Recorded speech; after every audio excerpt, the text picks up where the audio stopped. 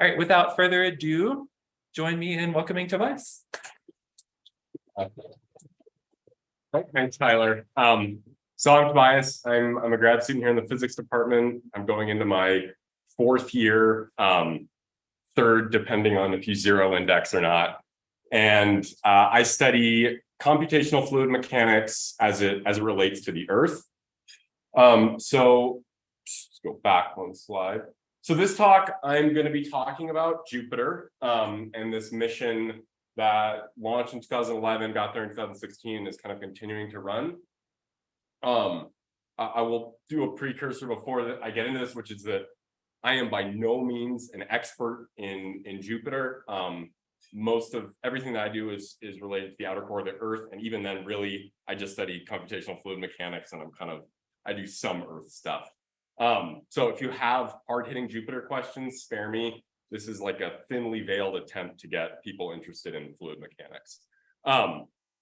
Okay, so a little story if you're up to date with your Roman or Greek mythology. So Jupiter is also known as Zeus in the Greek literature. Juno is his wife/sister, also known as Hera. And in the stories, Jupiter has kind of a bad habit of some bad behavior down on Earth. And in one of the stories, he goes down on Earth and he's with a friend, and to hide his bad behavior, he places clouds up in the sky. And so NASA scientists named this satellite Juno because Juno in the story splits the clouds and looks at what's underneath. And that's the goal of this mission and what it's been doing. So I'll be talking about this mission. I'll show some really nice pictures and some cool results from it.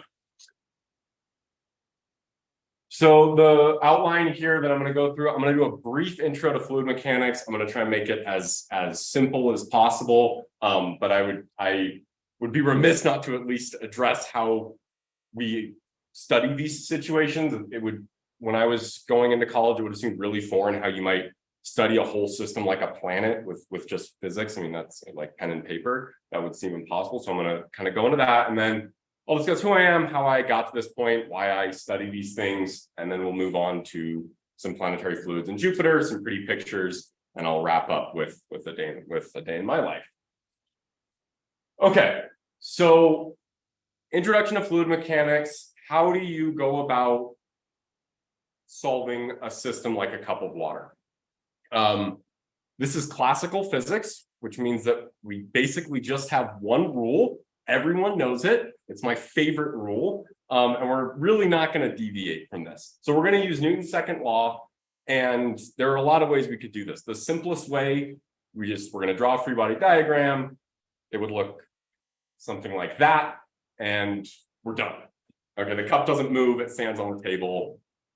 This isn't wrong, but it's not particularly useful. If I put a spoon in and stir the cup, this free body diagram doesn't change. It doesn't actually tell me anything about what's going on in the fluid.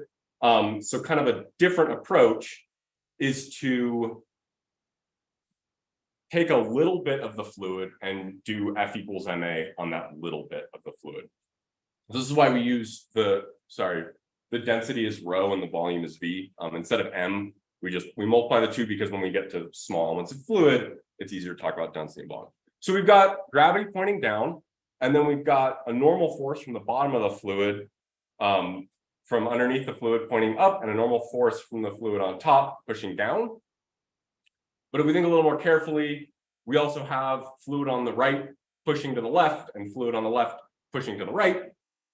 And we might even have more force. You can see this free body diagram is getting more and more complicated. So I'm going to just start with these kind of five.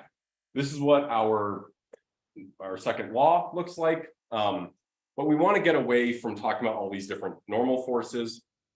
And if we think about what they are, it's just all the water around this little element pushing in on that little element, right?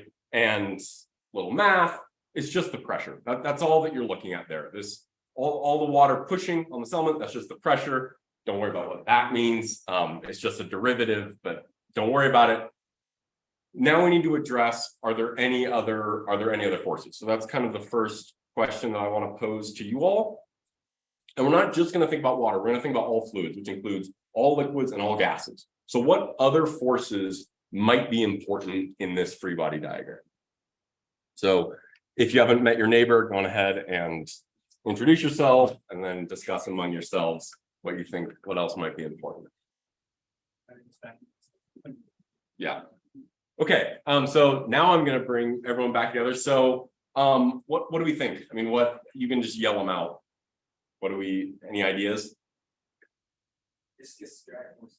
Viscous drag forces. Yeah. So that's a big one.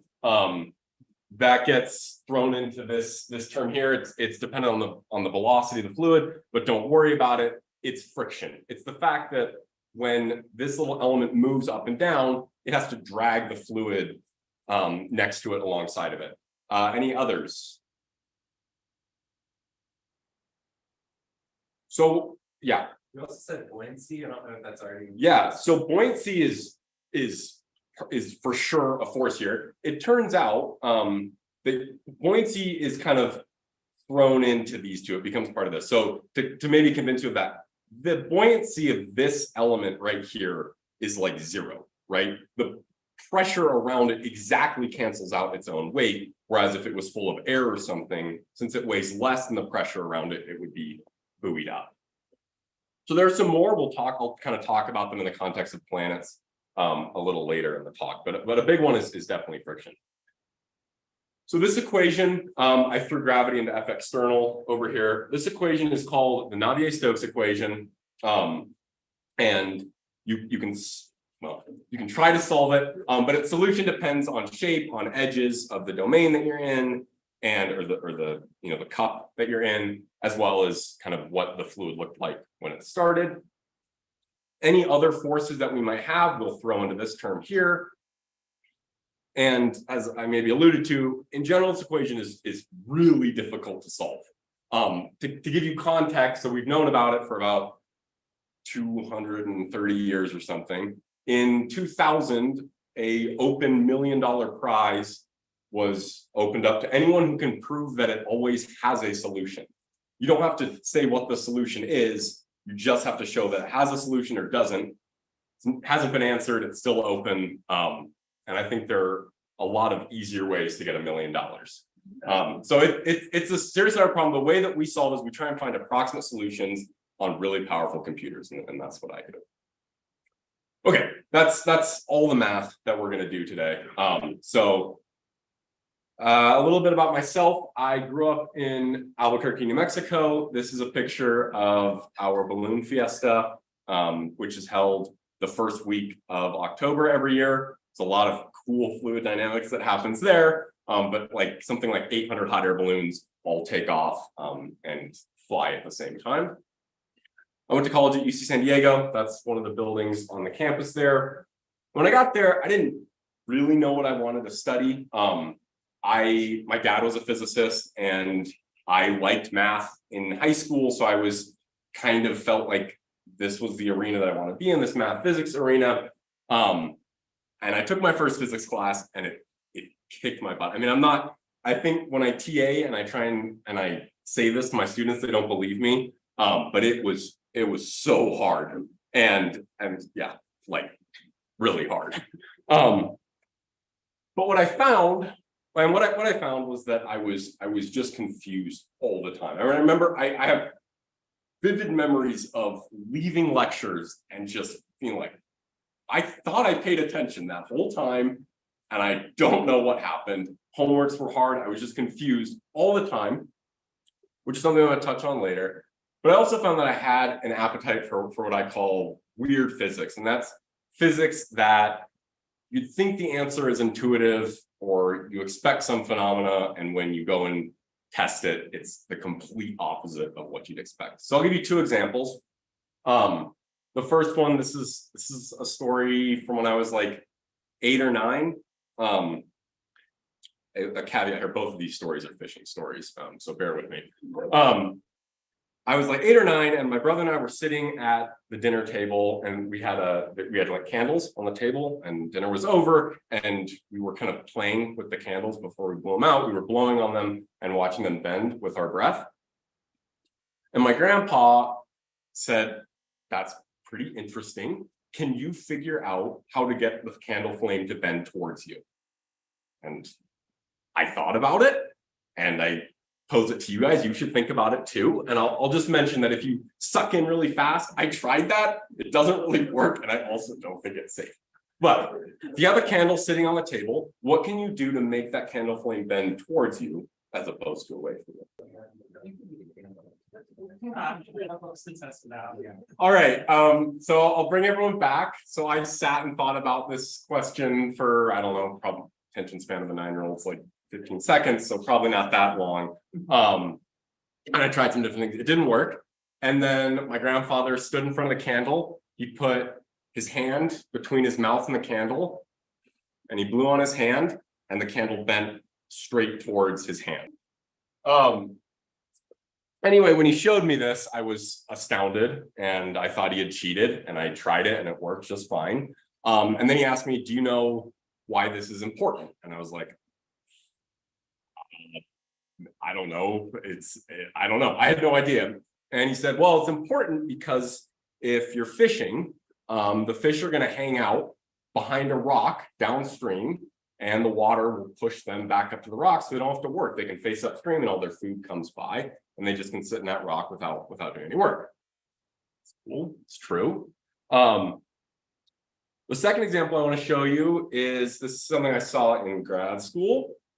Here's a video of a trout, and it's in a downstream flow. There's this bluff object right here, which is kind of impeding the flow, and the trout is sitting there. Two things about this video that you can't see, and this is kind of the surprising part. So the first thing is that this guy has a little string tied to him. It's about kind of would hold him right here if he wasn't swimming, just so he doesn't get swept too far downstream. And the other thing is that this fish is dead. And it's been dead for hours or whatever. This isn't some like biological response. This is just the anatomy of the fish. In the fluid dynamics behind a bluff object, trout have evolved to be able to swim upstream without using any energy. How does this work? What's happening here? It's obviously, I think it's pretty fantastic. Here's a picture of a very different scenario, but it's still fluid dynamics. This is off the coast of Korea. There's an island right here, and wind is blowing. This actually, I've rotated this image 9 degrees. Wind is blowing. And we can see all the clouds form this big, what's called an eddy train or a vortex train. And they move downstream. And as these vortices move downstream, they run into the fish right and left and swim them upstream. And this backwards flow here is what causes the candle to bend towards you. So it turns out that the Earth and other planets are really incredible laboratories for fluid dynamics. There's a ton of, this is an incredibly turbulent system. Obviously, the weather is one of the most chaotic things that we know of. But you still see all of these like very coherent structures. So I'll talk about planetary fluids, and I'll just we'll go back to that, think about that force equation, and think about what are some of the relevant effects on a planet. A big one is the fact that the planet or the sun, the star, or whatever is rotating. If you're in that rotating frame like we are, this yields two forces, fictitious forces, centrifugal acceleration and the Coriolis acceleration, which basically just have to do with the fact that you're not in a frame that's moving with linear speed. You're rotating about, and so things are a little different. There's thermal and chemical buoyancy. I mentioned that this is really just due to gravity, but there are different reasons that it could happen. When a gas or a liquid gets hot, it becomes less dense, and so it becomes buoyant. When it gets cold, it becomes more dense. Or if it just is made up of something that's lighter or made up of something that's heavier. And then we also have electric and magnetic forces. So this is why on the Earth we have a big magnetic field. It's why your compass works. But you see the same thing on the sun and on Jupiter, and even like on Jupiter's moons. In this talk, I'm really just going to talk about the Coriolis force. It's not the only important effect, far from it, but it's one that is important. It does a lot of stuff to the dynamics. And again, like I was talking about, it does one of these weird physics things. So here's a claim in slightly jargony form. A rapidly rotating, inviscid or not sticky fluid only undergoes motions invariant in the direction of rotation. This is called the Taylor-Proudman theorem. I'm just going to show a movie to explain what this is, because it's one of these things that when you see it on paper, when you see the math, you're like, okay, sure. But when you see what it actually means, I think it's pretty surprising. Actually, before I go, I just want to, direction of rotation, if you're new to physics, is kind of a weird thing. If you've got a clock rotating clockwise, say, the direction of rotation is into the clock. It's basically just perpendicular to the plane that the thing is rotating in. It's a little weird. I'll explain when I show the video here.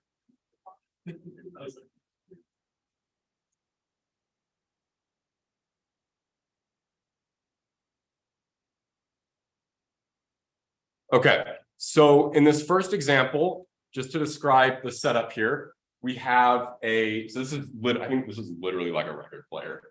There's a tank of water, everything's stationary, and then there's like a hockey puck stuck to the tank on the bottom. What they're going to do is, once the die is in, they're going to rotate the tank and the puck because it's stuck to it, but the water stays still. Because it only kind of feels the rotation of the tank through like viscous effects on the edges. So the water will stay still, and we're just going to watch what happens to the fluid, which you can track with the die as you rotate the tank. And they're going to show it to us in this frame, and they'll show it to us in a camera fixed to the cylinder. So it'll look like the die is rotating and the puck is stationary.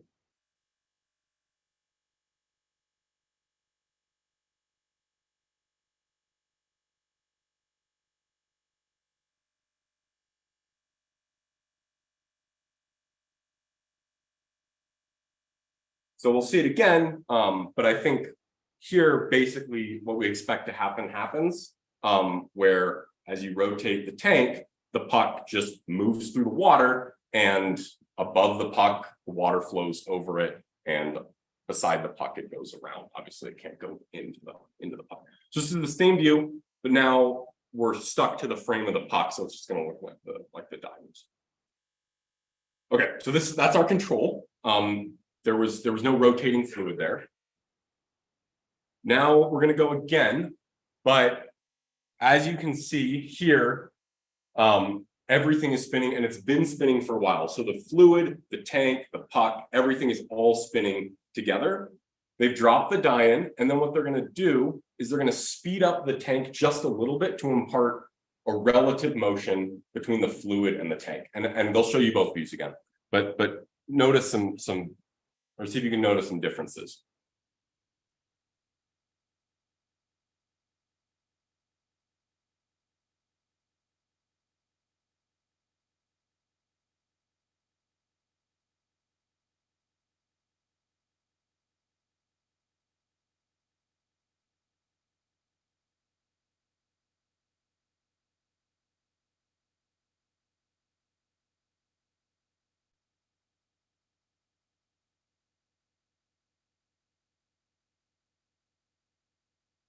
They do show a side view too in that bottom right, also fixed to the puck. So they've given it a relative motion.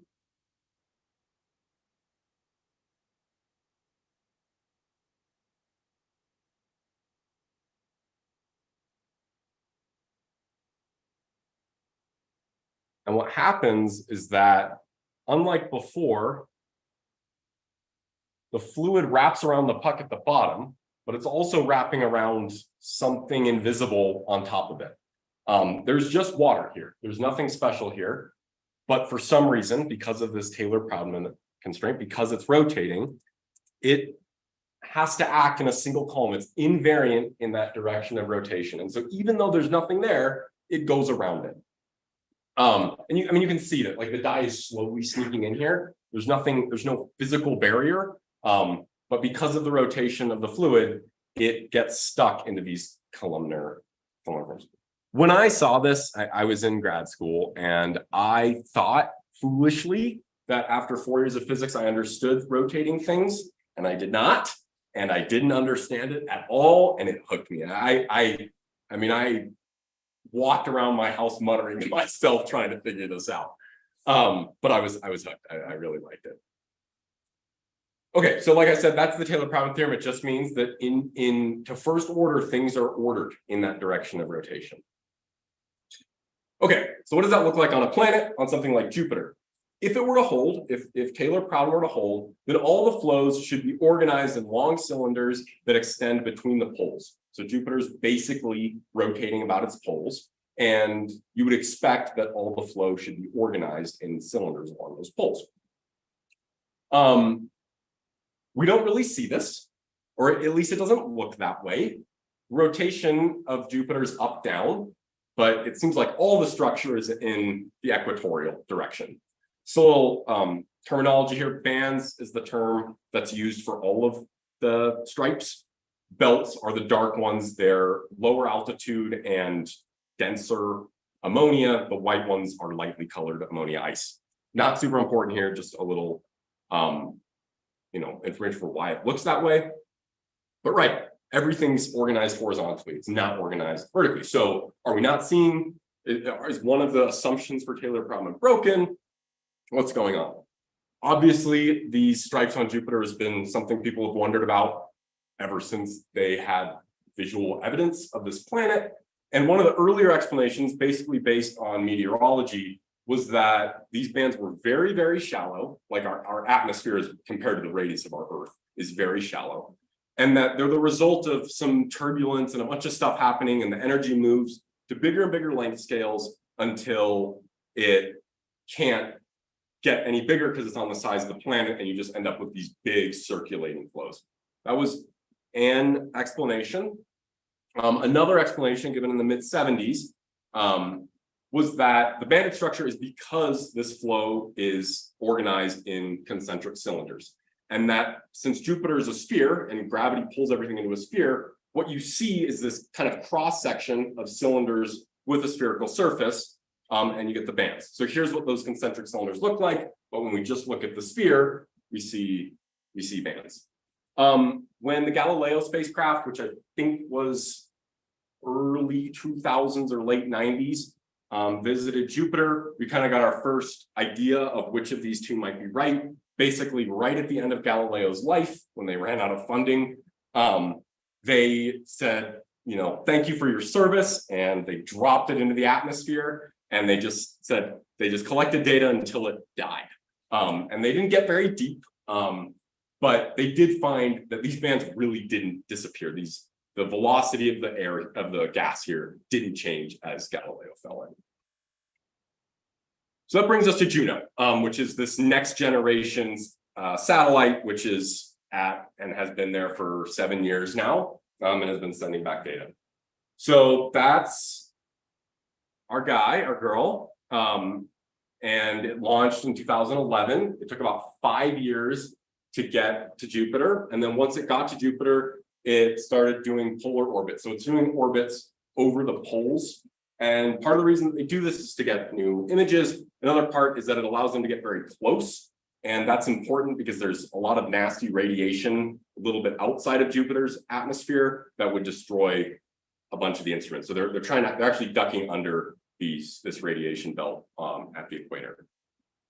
And they've got tons of measurements on here: magnetic field, gravity field. They have like EM ways to measure, they have electromagnetic measurements for composition, looking at spectra. One thing that they put on, I don't think an afterthought is the right way to put it, but I don't think this was the scientists' idea, is this Juno cam, which they literally describe as a dash cam.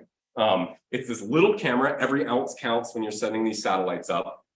And it's put on the front, and it was intended just for public outreach. So they take these photos and in the low visible and the infrared, and they post them online, and amateur scientists, citizen scientists, amateur astronomers can take the photos, piece them together, and color them basically to generate these photos of Jupiter, which are they're amazing. So I want to show a couple, because if there's anything to take away from here, just go to this site, go to NASA's Juno site and look at these pictures, because they're incredible.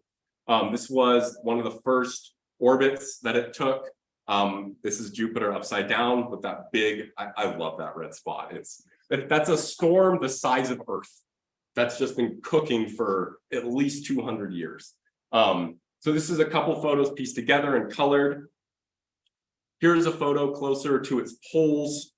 Just this, I mean, it's obviously super turbulent, lots of stuff going on here, but then also these like crazy regular vortices that are spinning. Here's kind of a polar view. They weren't able to piece together everything. They didn't have enough to piece together everything. But again, just I think, really impressive turbulence going on. Yeah. Did you say color? Is the red spot not actually red? So, okay, so this one, I believe this is still colored. It's a very good question. This one is still colored, but this is more or less what Jupiter looks like in the visible. Like on a very clear night, this is like what people saw in the sky. You can see the red spot with like certainly with telescopes, but I think even with the naked eye. And this is what it basically looks like in the visible. This one's slightly colored. This one's definitely colored. And here's a cool one. I think this is Ganymede, which is one of the moons of Jupiter casting a shadow. Yeah. Why it's like vortices, and then it's kind of turbulent, like why does it follow like a pattern? So the great news is there is an answer. And I think the bad news is it's something people still don't know. I mean, these are shear layers. So you have two layers of fluid that are rubbing against each other, and they create turbulence and often vortices in between them. But yeah, I mean, this fine structure is very open to what's going on. Okay, unfortunately, the Juno cam really only takes pictures. And what we want to know is Jupiter made up of these concentric cylinders? And for that, we need to see into the planet. So here's a question that I pose to you. And you don't have to, obviously you don't necessarily know what tools are on Juno, but if your design is, what are the good things that you could measure to figure out the depth of these bands, realizing that you can't go in there? All right, I'm gonna bring everyone back. So I heard a lot of discussion about different electromagnetic measurements that you could make. It turns out like it's very hard to penetrate Jupiter's atmosphere. And the best way to do it is to actually measure the gravitational field. I think this was, I see some face that mean I got that, which is great. This would have been very surprising to me. I'll briefly explain how this is done. So if you have a planet and you only know what the outside looks like, but you're a spaceman or a satellite or something, and you just stand some distance from the edge of that planet, you can figure out, how fast you're accelerating. And that gives you one measurement. It might give you some idea of the mass of this object. If you take another spaceman or the same spaceman orbiting and measure again, you might get a different acceleration. And if you get a different acceleration, that tells you that this thing is not a perfect sphere, if you're the same distance away. So, I don't know, maybe it's some weird planet with a dumbbell in the middle or something. But if you take enough measurements, which you can do with a satellite because it's constantly orbiting, and send them back to Earth, you can build up a picture of what the gravity looks like, and therefore what the mass distribution looks like in Jupiter. So they did this, and it turns out because of some math and some fluid dynamics, you can relate the density of this object to the wind speed of those jets.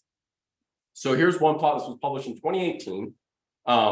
And basically what they've done, the data, well, none of this is data. This is a fit to a density profile inside of Jupiter based on the gravity data that we have. So they take the gravity data and they guess some distribution of density, and they try to, I'm sorry, I misspoke. This here is a profile. It's normalized by the surface speed, but it's a profile of the speed of those jets on the interior of the planet. And you can relate that speed to the density. So they take a guess for what the interior looks like. It's some nasty math. And then they do some fluid mechanics and try and figure out what the density would be based on that speed.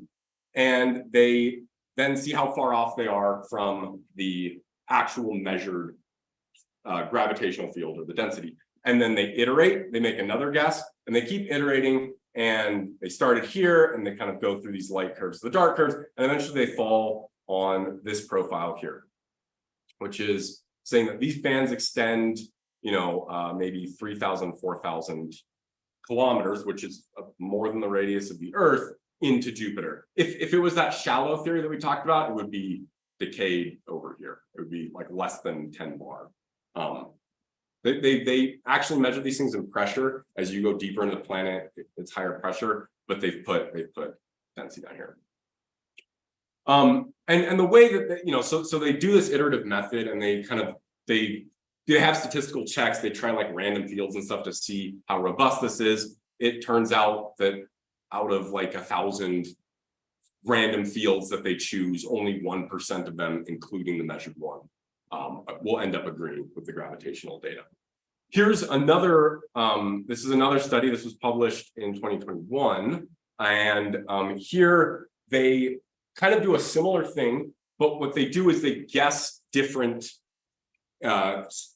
profiles for what the decay looks like. So this here is what that concentric cylinder suggests, that the flow is structured in, the speeds are structured in these cylinders that go in and die off as they go in. This would be one that the flows are kind of radially decreasing as they go in towards the center, as opposed to like, well, either way it's in towards the center, but here like that in towards the center versus that way.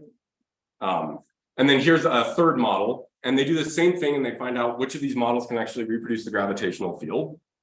And they find that only this one robustly creates the density profile that the gravitational measurements show. So this is great news because it means that despite being this big turbulent mess, Jupiter's atmosphere seems to display many of the same behaviors that we observe in terrestrial fluid mechanics, in the atmosphere of the Earth, and even in the tabletop demonstrations, which you can actually do experiments on. This scale invariance, the fact that fluid mechanics works on big scales, small scales, is rather ubiquitous in fluid mechanics. And it makes the study of systems like stars and planets possible, because now you can do maybe an experiment of not a model star, but you could make something similar, just a tank of water. And if you scale everything right, you can figure out what's going on. But this is an assumption that we have lab data for, but we don't have any lab that's big enough to test a planet. And so it's very good to be able to constantly test this and make observations to make sure that it holds up. And that's what these measurements are able to do.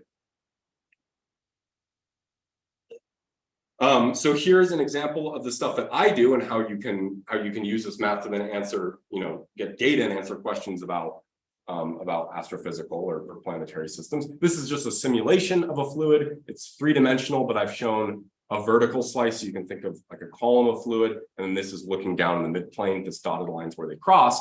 And we can do simulations like this. Again, we ask a big computer to solve them for us. And we can get data and get predictions for what things like the sun and the Earth and Jupiter will do. So it's an important test to be able to see that, yeah, fluid mechanics and physics are working the way we expect them to. Okay, so I'm going to wrap this talk up with just a description of what I do. This here is a picture of my desk. I'm a computationalist, so I spend lots of time in front of the computer. This is, I think this is this is only like 22 tabs. I'm logged into some supercomputer here and a different supercomputer here. These books, this is slightly for show, usually they're to the right because the desk won't rise with them on it. But I do a lot of reading and I spend a lot of time in front of the computer.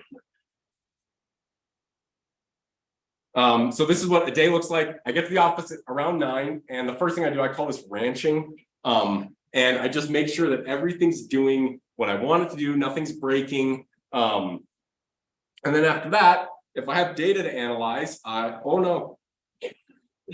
What happened? Oh, here we go. I think we're good.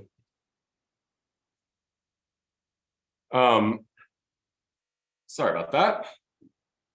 If I have data to analyze, I go into this loop here. And I want to talk about this loop because I actually think it's important. So you plot something, you can't look at all the data, it's terabytes big or many gigabytes big.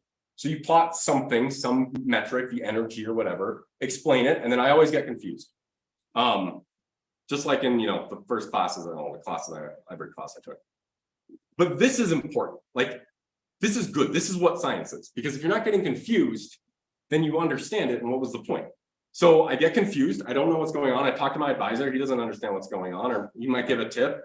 And I write it down. I write down what I did and what we found, and then I plot something else. And eventually I go to bed, and then it's 9 a.m. and I start back up here. And when you do this enough, you still don't really understand what's going on, but you've written enough down to be able to publish a paper. This is what science is.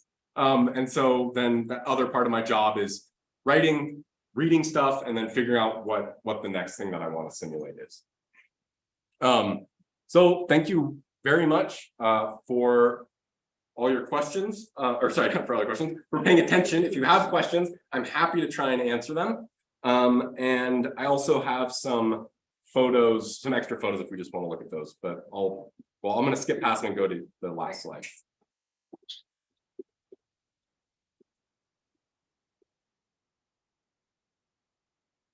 Yeah. Hit me with your top tip when your code doesn't compile. Oh, the right. Yeah. Oh, that flow chart doesn't fit in 2 dimensions. I got nothing. It breaks. It's just broken, and you email someone. I don't know, man. I don't know. Yeah, that's not a fun time, but it happens all the time. Yeah. So does Jupiter have a solid core, and if so, how thick is the atmosphere as like a crash? So they don't know. They used to think no, pretty like unequivocally, and now they're not so sure. There's a layer of kind of horror where there's like some super like metallic hydrogen going on. That's actually what creates its conducting, so that's what creates its magnetic field. But as far as deeper than that, I don't think they know. I think now they believe that it might, but I think that that's based entirely on basically just like equation of state models. So we know, we have an idea of what pressure it's like in there and temperature, and we think we might know what's in there. So what does that look like at that pressure and temperature? Yeah. Yeah, sure. Okay, here I'll go. Okay, so yeah, so these are wild. Okay, so again, these have been artistically colored, right?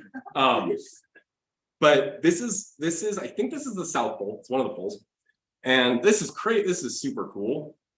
You've got this big vortex in the center that's spinning around, and then you've got 1, 2, 3, 4, 5, 6, 7, 8 spinning the other way, all around it. And then at the North Pole, they've done a different thing. These are all different boats that they just stitched together. It's very similar, except that all the things are spinning the other way because you're on the other side of the planet, and so its rotation is up and away from the floor and towards the floor, depending on what pole you're at. And here they have 6 cyclones wrapping around this big one. And I've read some explanations for this. You see in the Earth, you see this one in the atmosphere. You see the big cyclone in the middle, but you don't see these guys. And the explanations are not great, which is good news. It means that we don't know what's going on here. Yeah.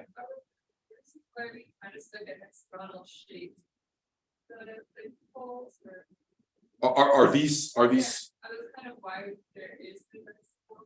Yeah, I mean, I think so. Yes. nature is pretty good at making regular shapes. But yeah, when you fit them all in together, they're gonna fall into it. I mean, and similarly, you've got a square here where the sides each have one in the middle. Let's see, what else do we have? We've got, this is cool. This is something I teach you about in class. You have these two vortices that are counter-rotating, and they just walk each other. They'll just move in a straight line because they kind of carry each other. And it's a cool thing that you see in class. They explain it to you, or they show you a little video, but here it is happening on, these are huge probably. These are probably like the size of Texas or something, probably bigger actually. And they're just cruising along on the atmosphere of Jupiter.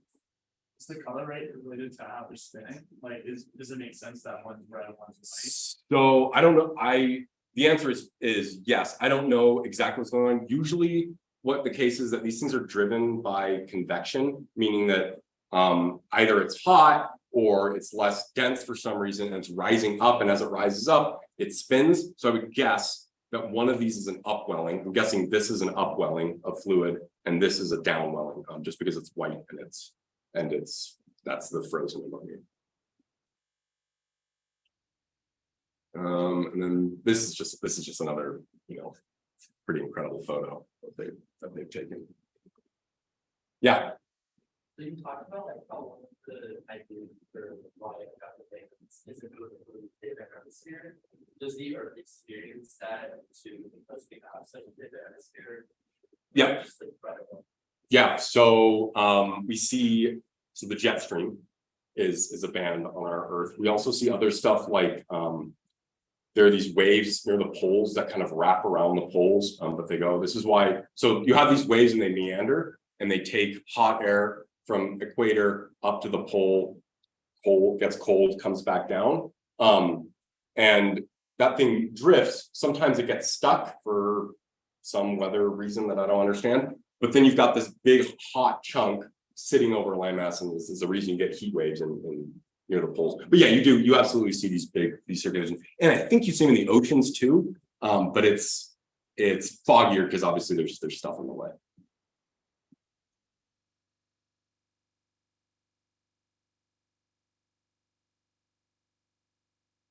Okay, well, thank you so much. I had a really good time making this talk and presenting it to you guys. So thank you very much.